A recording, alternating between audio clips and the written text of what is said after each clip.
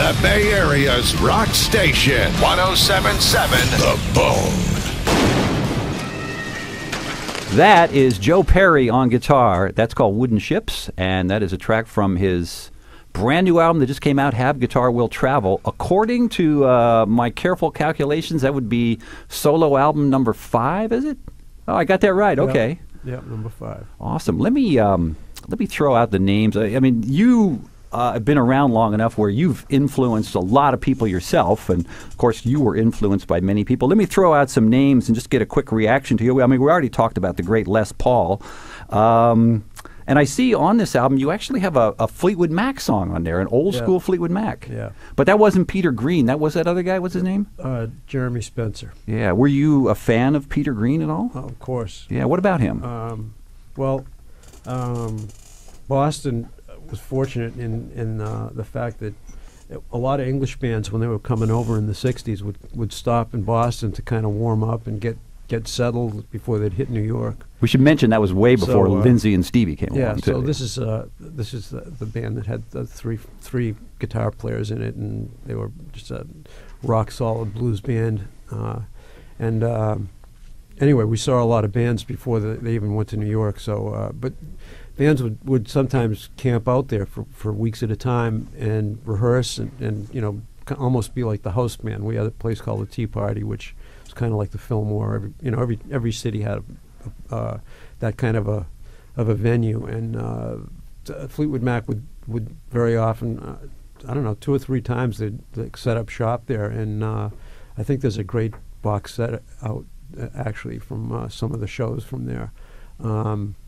And they used to do this section in the show where they'd do some rockabilly, and because they'd feature each guitar player and kind of what his thing would be and some songs that they would write.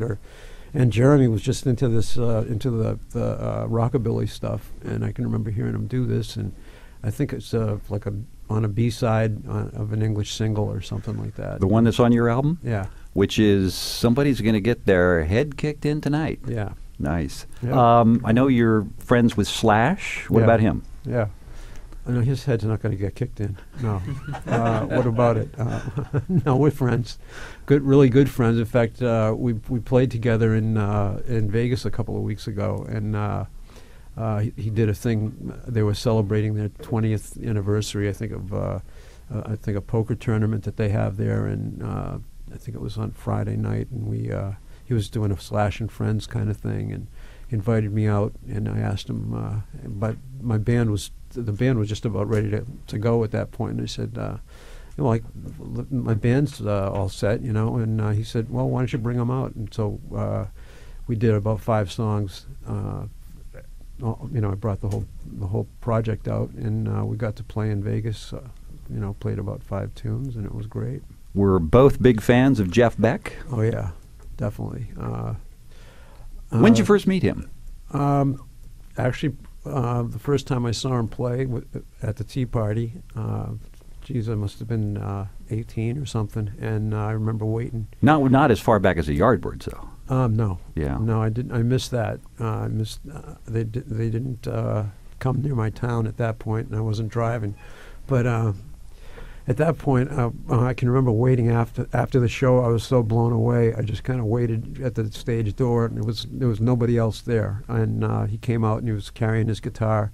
He was alone, and I just shook his hand and said, "Man, you're the best." And that was the first time I met him. Nice moment. Just a teenage kid, never thinking that any of this would happen.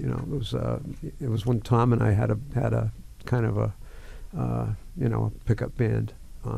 But over the years, I've seen him. Every time we tour, I'd come and see him and try and get a chance to at least just say hello to him. And then I got to know him, and now we're friends. His short-lived bandmate in the Yardbirds, Jimmy Page.